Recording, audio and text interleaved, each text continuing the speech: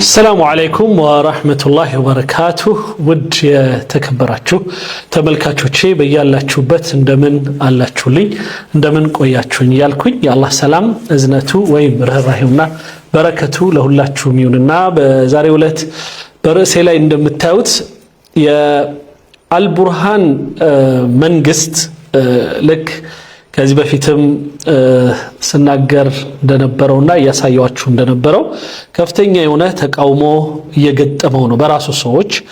ሁለተኛ የሱ አጋዥ ናቸው በጣም ቅርብ ናቸው የሚባሉት ውስጥ ዛሬ ምናያቸው ሳውዲዎች ነበሩ።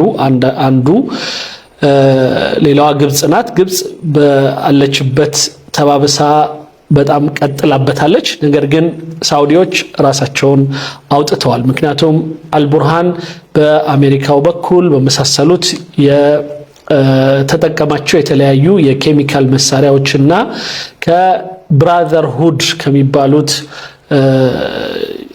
እንትኖች ጋር ግሩፖች ጋር ከፍተኛ የሆነ ትስስር አለው የሚል እና ይህ ብራዘርሁድ የሚባለው ሴል ደግሞ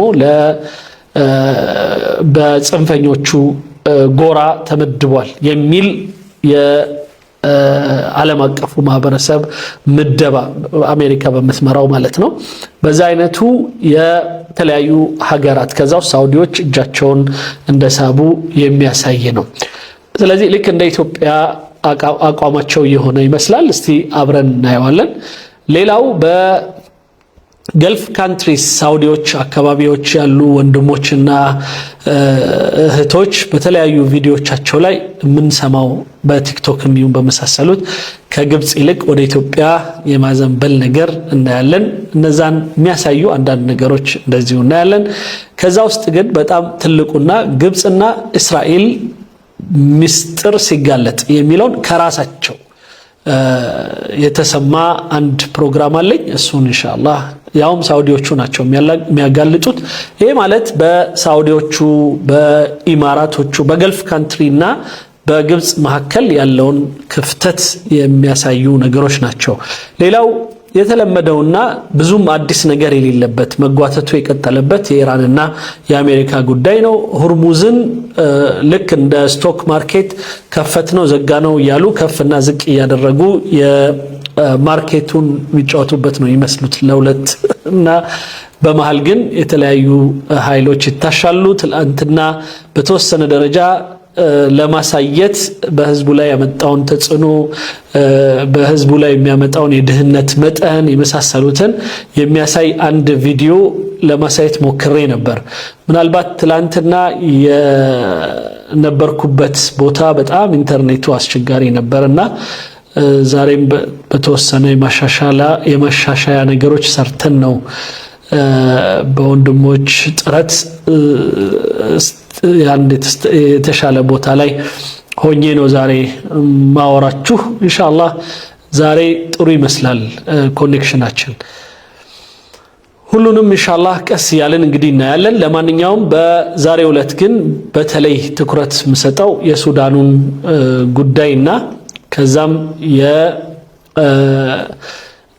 ትንሽ የግብጹን ነገርና በመጨረሻም የኢራንና የአሜሪካው ጉዳይ ምን ላይ ደረሰ የሚለውን በተወሰነ የምናይበት ነው የሚሆነው። ወንድሞች እህቶች፣ እንግዲህ ይህንን ፕሮግራማችን ለሌሎች ወንድሞችና እህቶቻችን ይደርስ ዘንዳ በተቻለ መጠን ሼር ማድረግ አትርሱ። ዛሬም ኮኔክሽኔ እንዴት ነው ዛሬ? አይ ቲንክ ሰማለሁ ብዬ አስባለሁኝ።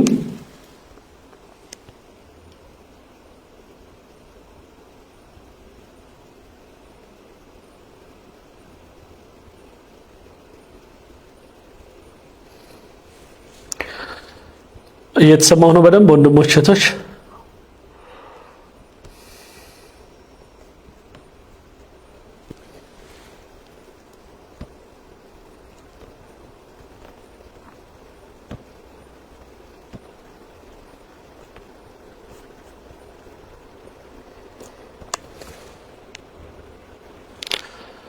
ኦኬ፣ ያው ዛሬም ትንሽ ኢንተርኔቱ የሚቆራረጥ ይመስላል።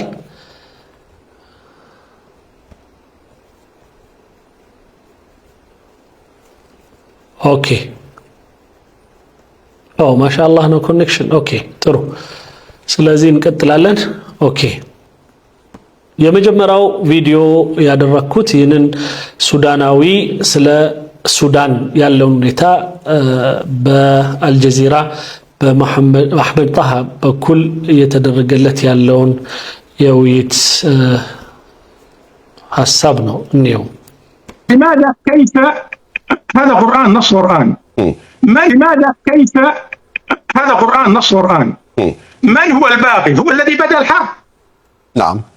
وأفرض أنه أنا بغض النظر عن ما بدأ الحرب قول الله سبحانه وتعالى وإن طائفتان በመጀመሪያ በሱዳንና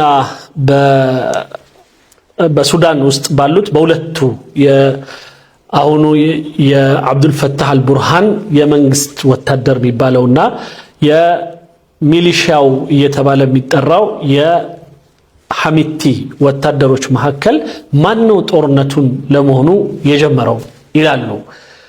ስለዚህ የጀመረው ሰው የመጀመሪያው በደለኛ ነው። በእሳቸው እምነት የጀመረው አብዱል ፈታህ አልቡርሃን ነው።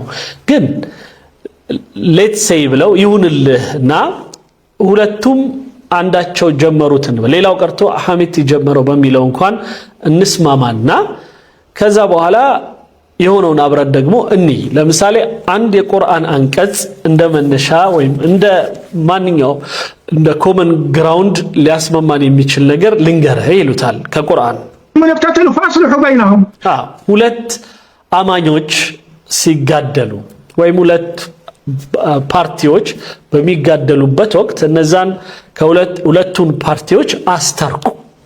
በቃ ጎራ ለይቶ የሚዋጋ ሰው ካገኛችሁ ያንን ሰው አስታርቁ ነው ቁርአኑ የሚለው።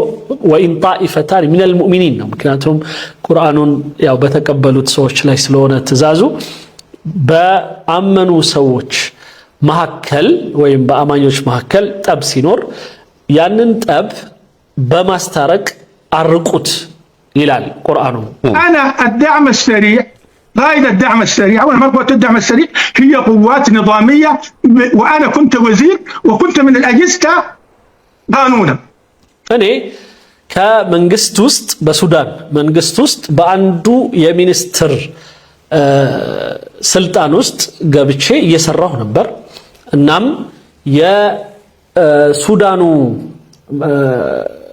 የሱዳን ህገ መንግስት ባጸደቀው ሁኔታ አሁን የሐሚቲ መንግስት ወይም የሐሚቲ ወታደሮች ሚሊሺያው የህጋዊ ሆነው የወታደሩ አንዱ ሴል ነው፣ አንዱ ፓርት ነው፣ አካል ነው። ስለዚህ ተነጥሎ ሊታይ አይችልም ነው። ሁለቱም አንድ ናቸውና ስለዚህ ይሄ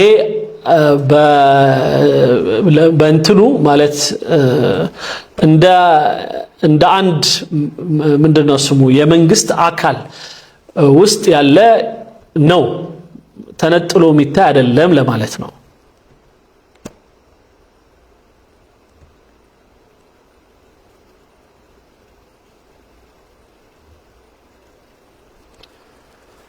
ኦኬ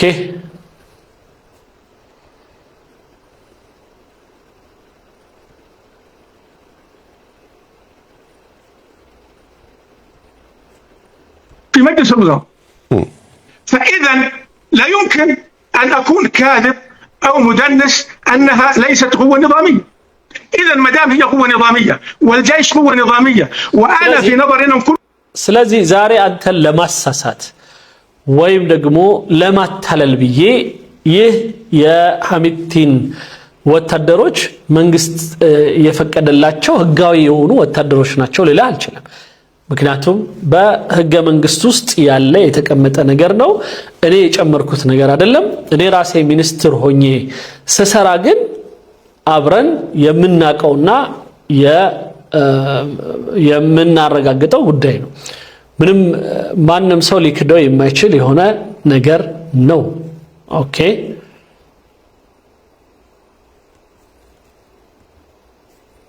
كلهم مؤمنين بغض النظر عن أعمالهم فاقتتلوا والقرآن يقول ጥፋተኛው ማን ይሁን የሚለው ባለበት ይቀመጥና ግን ሁለቱም አማኞች ናቸው በሚለው ማለት ሁለቱም ሙስሊሞች ሁለቱም የሱዳን አካሎች ሆነው እየተጣሉ ያሉ ከመሆኑ አንፃር የኛ ስራ ሊሆን የሚገባው ከቁርአን አንቀጽ ጠቅሰን የማግባባት ስራ ብቻ ነው ልንሰራ የምንችለው።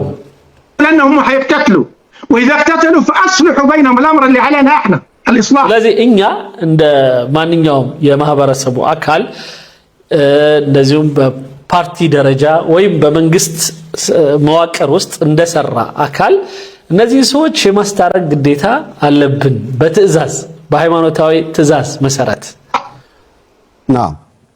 ومن الذي يبقى الذي يرفض السلام. ስለዚህ ጥያቄያችን ሊሆን የሚገባው ምንድነው? እዚህ ውስጥ እኛ ለማስታረቅ በምንሄድበት ጊዜ ጥፋተኛ ነው ብለን ልንወስን የምንችለው ወይም ድንበር አልፏል ጥሷል ጋጣ ወጥ ነው ብለን የምናስበው ምን አይነቱን ሰው ነው እዚህ ውስጥ ስንል እርቅን እምቢ ያለ በጦርነቱ ብቻ ካልገፋው ያለና በደልን መቀጠል የሚፈልግ ይሄ ብቻ ነው በደለኛ ብለን ወይም ደግሞ ድንበር ተላላፊ ብለን የምንወስነው።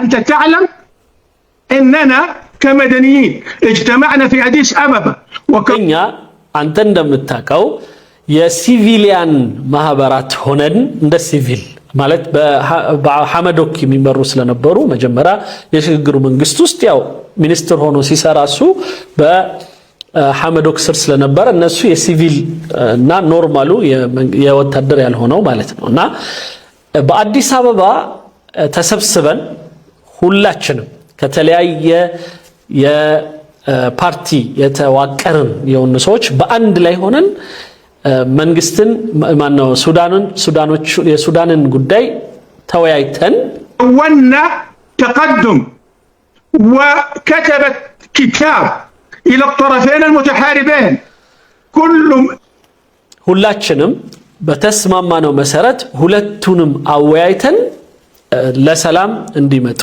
እና ከጦርነት እጃቸውን አውጥተው ፓርቲው አስታርቋቸው ከዛ በኋላ ህዝብ የመረጠው መንግስት እስኪመጣ ድረስ በሽግግር ያመንበት አካል እንዲመራው በሚል ደብዳቤ ጽፈን ለሁለቱም አካል የሰላም ጥሪ አደረግንላቸው።